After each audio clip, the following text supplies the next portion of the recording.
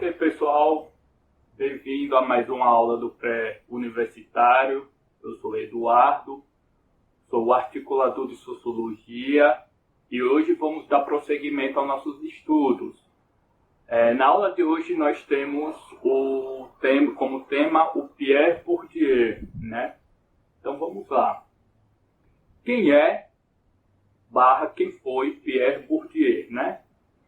Bom, notem que aí eu coloquei foi, porque o Bourdieu já é falecido, porém porque ele é um sociólogo muito presente ainda dentro dos estudos sociológicos, dentro do estado da arte do que é a sociologia contemporânea, ok? Bom, vamos lá. Pierre Bourdieu foi um sociólogo e inicia seus estudos a partir da filosofia, depois ele passa para a etnologia e depois ele vai para a sociologia, onde há sua grande contribuição, né? Ele nasce em 1930, falece no início dos anos 2000, em 2002, e ele tem influências no estruturalismo, ele tem influências no existencialismo francês, e ele vai beber de autores clássicos como Marx, Durkheim, Weber, Foucault, Kant, ok? E a partir dessa revisão teórica, que ele faz muito bem sempre nos seus textos, ele vai construir seus próprios conceitos, é claro que sempre partindo de um ponto de um conceito pré-existente, e aí a novidade que o Bourdieu traz é a funcionalidade de sua sociologia, também conhecida como sociologia da prática ou sociologia da praxis social, ok? Bom, ele começa a se tornar um expoente na sociologia mundial e na sociologia francesa a partir dos anos de 1960. E aí ele funda a revista Actes de la Recherche en Sciences Sociales, né? Atos da pesquisa em ciências sociais, seria mais ou menos essa tradução mais grosseira que eu posso fazer aqui, do francês, e ocupou a cátedra importante de professor de sociologia do Collège de France, né? E, como eu disse, já é um dos mais atuantes e presentes teóricos, mesmo falecido, da contemporaneidade, né? O Bourdieu, ele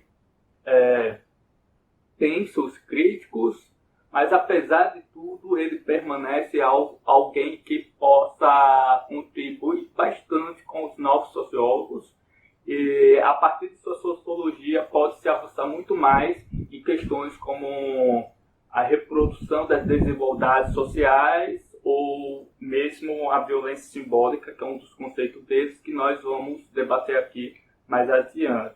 Então, pessoal, vamos lá. Prestem atenção, que é um tema importante, pode cair no Enem, pode cair em concursos. O Bourdieu, ele tem grandes contribuições para a sociologia da educação, e por isso que ele é alguém que temos que tomar como um teórico passível de ser colocado, né, ser trazido para dentro da prova do Enem. Bom, suas principais obras estão aí todas, que foram traduzidas para o português. Eu coloquei em caixa alta, né, em maior evidência, e aí em amarelo, as que eu, professor Eduardo, enquanto sociólogo e bourdieusiano que eu sou, considero as mais importantes para vocês. Obviamente que no estágio atual que vocês se encontram, de pré-vestibulandos, não se exigirá a leitura, obviamente, mas quem tiver curiosidade, fique livre, porque a maioria você encontrará em PDF na internet, e já dá para ter uma noção, né, do que seria a sociologia do Pierre Bourdieu. Então, eu vou citar aqui algumas, né, a dominação masculina, o senso prático, questões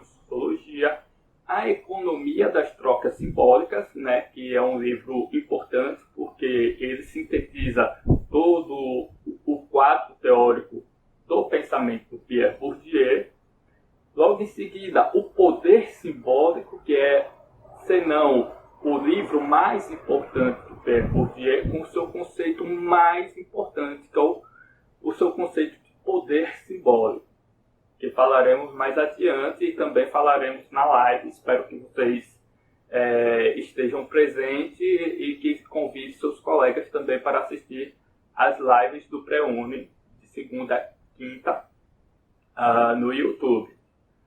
Razões práticas sobre a teoria da ação, estudos de etnologia Capila, né, que é o seu primeiro estudo, se não for o primeiro, um dos primeiros estudos etnográficos, né, lembrando que o Pierre Bourdieu também faz antropologia. O outro livro muito importante é A Miséria do Mundo, né, onde ele vem trazendo questões sobre a desigualdade social, e também sintetiza muito bem sua teoria. O Ofício do Sociólogo, Metodologia de Pesquisa, é um livro muito mais técnico, voltado para pesquisadores e sociólogos.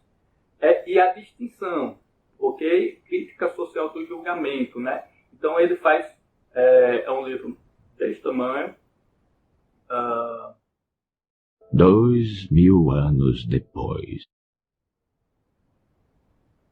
Ok, pessoal, vai ter um corte nesse vídeo, porque eu não poderia deixar, né, de trazer aqui, O Poder Simbólico, tá? É um dos livros, se não o mais importante, para mim é o mais importante, okay? Poder Simbólico. Nós temos também A Economia das Trocas Simbólicas, certo? Outro, também nós temos Razões Práticas, Pierre Bourdieu. E o livro que eu falei, A Distinção, Crítica Social do Julgamento, né? Um dos belos estudos do Pierre Bourdieu, onde ele vai trazer noções como a ascendência da nobreza cultural, o espaço social e suas transformações, dinâmica dos campos, morfologia e transformações, processos de reconversões, a própria noção de poder simbólico e violência simbólica. O que eu estou trazendo isso são conceitos avançados, mas que eu fico aqui para que vocês comecem a ter familiaridade, para entender que o Pierre Bourdieu é um sociólogo neoestruturalista, né? Então ele dá ênfase às estruturas sociais que são passíveis de determinar orientar as ações dos indivíduos que se inserem no campo social ou no espaço social. Entretanto, ele também dá importância à agência, ou seja, que não somente a estrutura condiciona, mas também a influência da agência, e aí ele traz a noção do hábito social, que é outro conceito importante do Pierre Bourdieu, que dá a ação social também se dá a partir das possibilidades dentro do espaço possíveis pelo ator social. Ok? Vamos avançar os seus principais conceitos que eu trago aqui para vocês. A fonte que eu trago é da revista Cult, né, porque é um material muito bom e muito orientado para o público do Enem. Ok? Então, primeiro conceito que pode cair no Enem e ser exigido a partir da teoria de Pierre Bourdieu, lembrando que é uma teoria neoestruturalista, mas que também dá ênfase à agência do indivíduo, é a noção de campo. A noção de campo se caracteriza pela autonomia de certo domínio da concorrência e de disputa interna. Ou seja, o campo é um instrumento, certo, ao método relacional de análise das dominações. Ok? Então, o campo é uma construção empírica, porém metafórica, que o sociólogo vai fazer a partir dessa dimensão do campo, em fazer uma análise relacional de quê? Das relações de dominação. Então, Pierre Bourdieu está preocupado em entender as relações relações de dominação que se inserem dentro dos campos sociais e práticas específicas de um determinado espaço social, certo? Então seria o quê? Cada espaço, ou seja, cada campo, corresponde assim a um campo específico, né? Seria o campo cultural, por exemplo, o campo das artes, do teatro, da escola, das universidades. Seria um campo dentro do espaço social. Outro campo seria o campo econômico, comércio, o mercado financeiro, as trocas de monetarização, bancos, enfim, questões de câmbio, de produção industrial, são o campo econômico, né? O campo educacional, as escolas, as academias, o campo científico, o campo jornalístico, o campo religioso, o campo da família. Então são o quê? Recortes conceituais que a gente vai chamar de campo. Esses campos se sobrepõem e se interligam, formando o quê? Um universo de possibilidades, que é o quê? O próprio espaço social, certo? Bom, no qual são determinados a sua posição. Então, o campo apresenta hierarquizações. Os elementos que fazem parte, que constituem o campo, por exemplo, nós, os atores sociais, estamos em posições de hierarquia, em uma relação de dominação, certo? Onde há um poder aí simbólico, seja o poder cultural, econômico, educacional, científico, em que vai balizar dentro de cada campo estratégias de um jogo específico, e aí que se dá a dimensão social das pessoas e da própria sociedade. E aí revelam, por exemplo, as figuras de autoridade, né, detentoras do maior volume de capital, né? Então, o capital é o conceito que mensura o poder, por exemplo, né? Um bilionário, ele tem amplamente capital econômico, né? Ele tem um capital financeiro muito forte. Porém, um professor, doutor de uma renomada universidade não é milionário, ele não tem esse capital econômico. Entretanto, ele tem um capital cultural muito forte, por exemplo, ou um capital educacional muito forte, ou um capital científico, né? Um grande artista, né? Que pode ser reconhecido em vida ou pós-morte, ele geralmente vai ter o quê? Um grande capital cultural. Vamos pegar um cara aqui, por exemplo, muito famoso, já falecido, o Charles Chaplin, né? Então, o Chaplin, no seu meio cultural, artístico, cultural, no seu campo cultural, ele tinha forte capital. E a partir desse forte capital, ele tem o quê?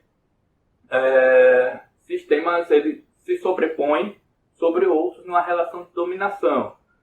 Se a gente pegar, agora pegando emprestado aqui o conceito de indústria cultural, né, ou indústria de massa, a gente pode entender como os canais de televisão como mecanismos com grande capital cultural, econômico, jornalístico. Então, o capital é o recurso, ok?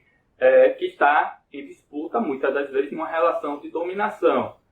E essa relação e essas disputas ocorrem dentro de um campo, certo? Que é o campo simbólico. Que as sobreposições de campos simbólicos é o que vai nos direcionar à realização do espaço social, onde todos os elementos estão interagindo. Bom, o capital já adiantei muito, né, mas ele retoma essa ideia de capital da concepção marxista, né? Porém, Bourdieu não entende que esses termos não apenas o acúmulo de bens e riquezas, como Marx traria, mas todo recurso ou poder que se manifesta em uma atividade social. Assim, além do capital econômico, renda, salário, imóveis, é decisivo para o sociólogo a compreensão de capital cultural, né? O capital econômico interage o tempo todo com o capital cultural, saber e conhecimento reconhecido por diplomas e títulos.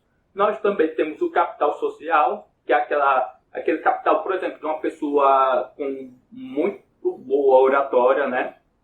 Ou com uma sociabilidade muito boa. relações sociais que podem ser convertidas em discursos de dominação. E aqui ele está trazendo o que? Aquele conceito que a gente já debateu de dominação que está lá em Weber. Por exemplo, o capital social se assemelha muito à dominação carismática que o Weber traz.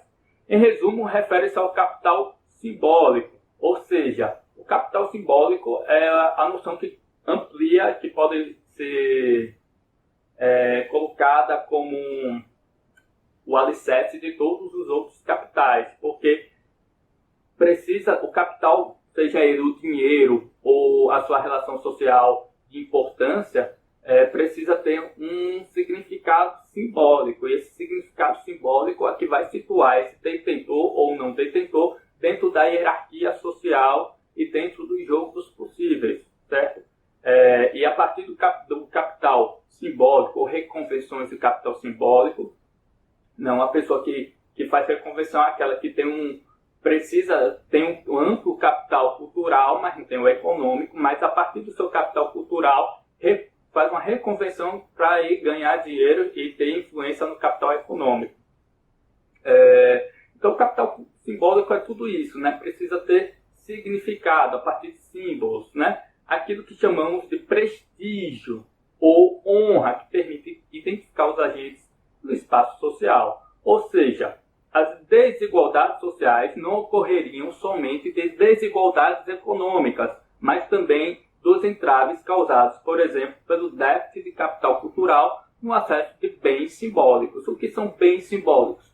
Tudo isso que tem significado e relevância para uma disputa de poder simbólico, certo? Constituindo aí um capital que se insere num campo que está em disputa, certo? E que interage com outros campos. Então, a disposição desse capital simbólico e a interação que o ator, ou agente, ou indivíduo social vai ter a partir daí, a gente vai chamar de trajetória, que a gente fala logo mais para frente, ou também podemos relacionar com a questão do conceito de hábitos que ele traz em sua teoria. Bom, estratégia, né? Em Coisas Ditas, Bourdieu afirma que a noção de estratégia é o instrumento de ruptura com ponto de vista objetivista e com ação sem agente, suposta pelo estruturalismo, que recorre, por exemplo, à noção de consciente. Então, a estratégia ela é o produto do sentido prático. Para Bourdieu, as relações sociais dentro de um campo são estruturadas e estruturantes, ok? Ou seja, elas estruturam ao mesmo tempo que são estruturadas e estruturantes. Ou seja, é uma relação dialógica. As estruturas são feitas pelos indivíduos e ao passo que esses indivíduos se estruturam, a estrutura sofrem a estruturação pela estrutura. O que é estrutura? São instituições sociais, podemos dizer assim, né? Instituição social, econômica, religiosa, midiática, né? São o que a gente pode chamar aqui como estrutura. Então, quando você toma um posicionamento no campo para dentro de possibilidades que a estrutura te oferece, você está criando uma estratégia, né? Bom, seria aquela ação orientada, racional, por fins ou outras coisas, por valores, que o Weber trazia também. Tem aí também uma dimensão de agência, né? O indivíduo, ele também age, apesar da estrutura agir sobre ele, né? Então aí ele está tentando, na verdade, o Bourdieu achar um meio caminho aí entre Weber e Durkheim. Bom, talvez a noção mais complicada, porque o hábito significa exercício da prática, da teoria do Bourdieu, mas aí para sintetizar, é o quê? O sistema de disposições, ações e percepções, ou seja, podemos, de forma aqui muito grotesca, dizer que o hábitos é a dimensão do comportamento, ou como você se porta e age dentro do campo, ok? Então, o que os indivíduos adquirem com o tempo em suas experiências sociais, né? Tanto da dimensão material, corpórea, quanto simbólica, cultural, entre outras. Ou seja, o hábitos é a disposição do indivíduo e como se ele se comporta no campo social. O hábitos vai, no entanto, além do indivíduo diz respeito também às estruturas relacionais nas quais está inserido, possibilitando a compreensão tanto de sua posição no campo quanto no seu conjunto de capitais. Então, o hábitos é o somatório de uma realidade social que vai partir do comportamento individual, das estratégias que o indivíduo tem dentro de uma gama de possibilidades que oferece a partir de um campo que ele está inserido, no mercado de bens simbólicos que está nesse campo e que está em disputa, numa relação de violência simbólica ou de dominação, e todo esse conjunto de variáveis abstratas e que tem que ser perceptíveis de forma a priori pelo sociólogo, vai formar a dimensão de hábitos, né? Então, não confundir hábito, né, habitat com hábitos, tá? Bom, e Bourdieu pretende assim superar aquela antinomia que eu venho falando aqui do objetivismo e do subjetivismo, ou seja, da agência e da estrutura, né? Será que a estrutura determina o sujeito ou o sujeito que determina a estrutura? Ele está tentando achar aí um caminho ou uma nova dimensão. Ele avança, mas ele não avança completamente, porque esse é um tema que traz, não tem solução ainda dentro da sociologia, e que divide os sociólogos e digamos assim, o estado da arte sociológica, né? Então, entre agência e estrutura. Ele é um neoestruturalista, logo ele vai dar mais prioridade para as questões da estrutura, né? Como ele diz, estruturas estruturadas e estruturantes. Bom, segundo a Maria Drosélia Vasconcelos, trata-se de uma matriz, ou seja, né? Uma matriz mesmo como se fosse uma matriz matemática, né? Determinada pela posição social que o indivíduo lhe permite pensar, ver, agir nas mais variadas situações. O hábitos, portanto, traduz dessa forma estilos de vida, julgamentos políticos, morais, estéticos, religiosos, educacionais e aí nas infinitas dimensões da vida social, ok, pessoal? Bom, e aí o papel da sociologia para Pierre Bourdieu?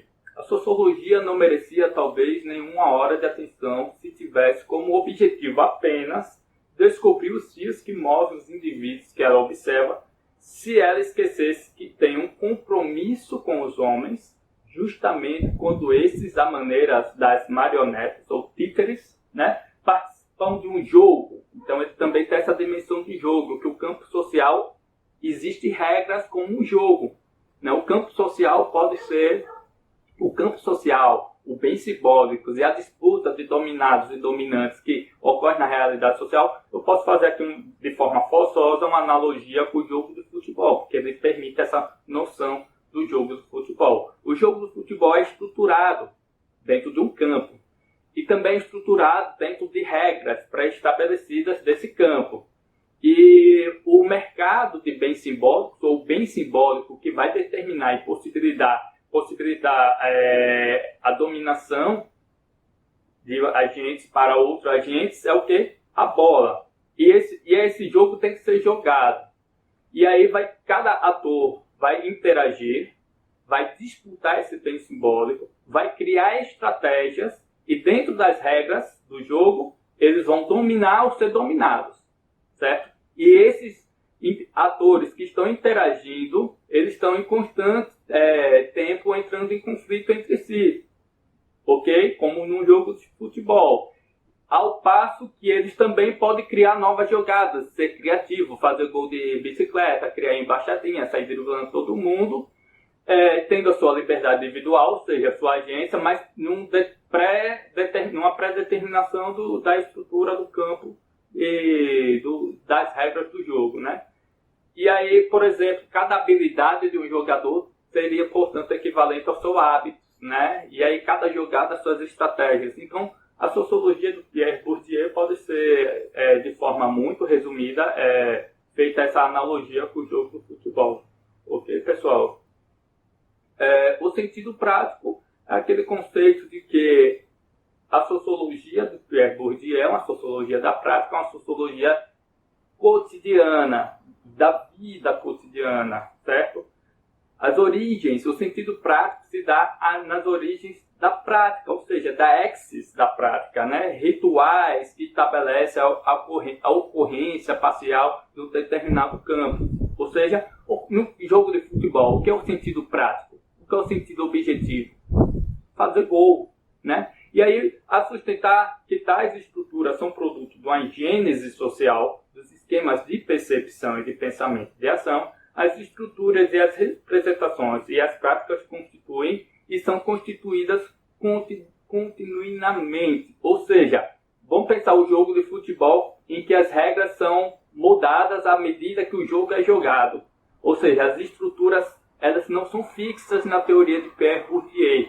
Elas são elásticas, elas podem sofrer metamorfoses a partir que as regras são mudadas, a partir que os capitais são trocados, que os conflitos são estabelecidos, as regras vão mudando, e à medida que essa regra muda, a forma que o campo também, né, não vamos pensar um campo de futebol tradicional, retilíneo e cartesiano, não, vamos pensar um campo de futebol amorfo, sem forma, em que a forma do campo vai sendo estabelecida de acordo com o que os seus atores jogam. Então a estrutura e o neoestruturalismo do Pierre Bourdieu, ele é flexível, ele é dinâmico, ele não é uma coisa estática, como o estruturalismo do Lévi-Strauss, por exemplo. Ok? Violência simbólica é uma relação de dominação e de poder sobre o outro, no sentido weberiano, ok? Só que ocorre o quê? A partir de uma dimensão dos significados simbólicos que estão em disputa, ok? Então, violência simbólica é o termo que explicaria o que é a adesão dos dominados em um campo. Trata-se, então, de uma dominação consentida pela aceitação das regras. Se você entra no campo, você está jogando de acordo com as regras. E compartilha essas regras como crença, né? Como se fossem tidas naturais. A questão da violência simbólica é que às vezes a gente sofre e exerce e a gente nem percebe porque a gente toma isso como uma dimensão dada e naturalizada da vida, certo? O Bourdieu ele vai trazer nos seus estudos, por exemplo, a questão da linguística e a questão de como se fala a língua e o uso culto da língua para relação para identificar relações de violência simbólica. Por exemplo, aqui no Brasil, pessoas humildes tendem a chamar, por exemplo, pessoas instruídas de doutor, né? E aí isso revela o que? Uma desigualdade no capital sociocultural entre esses indivíduos e situa tanto aquela pessoa com menos instrução quanto a outra com mais instrução em classes ou em tomadas de posições do campo social distintas, né? E aí a pessoa que é bem instruída está exercendo ali, às vezes, sem perceber, uma violência simbólica. Outras vezes é exercida essa violência simbólica. Lamentavelmente, tem pessoas que se utilizam do linguajar para humilhar, depreciar outras pessoas que não teve a mesma oportunidade de instrução, como formas pejorativas. Isso é um conceito aqui mais simples de violência simbólica que eu posso trazer para vocês de forma consentida, ok? A violência simbólica se reproduz, né, de forma consciente ou inconsciente. E aí, em resumo, o Pierre Bourdieu é tido como investigador das desigualdades, certo? Ele é um teórico das reproduções, das desigualdades sociais, a partir do que? Dentro do seu conceito esquemático teórico, campo, violência simbólica, hábito, dimissão, estratégia, reconvenção, certo? E que esses materiais e esses bens simbólicos, eles estão em uma economia, ou em uma troca, em uma disputa. Eles às vezes são negociáveis e às vezes eles são tidos a partir de uma violência ou do conflito. Bom, que esses elementos, eles são dispostos no campo e eles têm uma interdependência, ou seja, quase o sentido de solidariedade do Durkheim, ou de relação social do Weber. E a partir daí se estabelece uma relação de posição social ou de poder, e aí se dá a explicação das desigualdades, ou que ele vai dizer do julgamento, ou como ele traz aqui, né, da distinção, né? Então, é a partir das desigualdades que ocorre a distinção. Então, para Pierre Bourdieu, essas relações de distinção se baseiam a partir dessas desigualdades, desses conflitos de bens simbólicos que ocorrem dentro do campo social. Bourdieu fez de sua vida, portanto, uma arma política e que a gente vai chamar de uma sociologia engajada, né? Porque, como diz bem, é uma sociologia da prática. E aí ele bebe de Marx, uma sociologia mais da intervenção, de se inserir mesmo no campo social, talvez para a gente tomar consciência e promover mais a equidade social, né? Bom, é isso, pessoal. Tá aí as fontes, vocês podem acessar. Eu recomendo para vocês assistir o vídeo que eu passei no planejamento, a entrevista de Pierre Bourdieu, mas também recomendo que vocês procurem um documentário um pouco maior, né, de quase 2 horas, que é A Sociologia, um Esporte com Base, né? Que é um documentário sobre as obras de Bourdieu e os movimentos sociais na França no final dos anos 90 e início dos anos 2000, mais ou menos aí pouco antes do Pierre Bourdieu falecer. Espero que eu tenha contribuído com vocês, com o estudo de vocês no campo da sociologia, mas serve também para a filosofia e as ciências humanas de um modo geral. É isso, turma. Forte abraço, um cheiro no coração, se cuidem, previnam-se, o Covid está aí e essa é a nova forma de dimensão que nós temos na contemporaneidade. Ok? Sucesso sempre. Corram atrás dos seus objetivos, lute contra as estruturas determinantes, porque a agência também pode prevalecer nesses casos, ok? É isso. Tchau, tchau.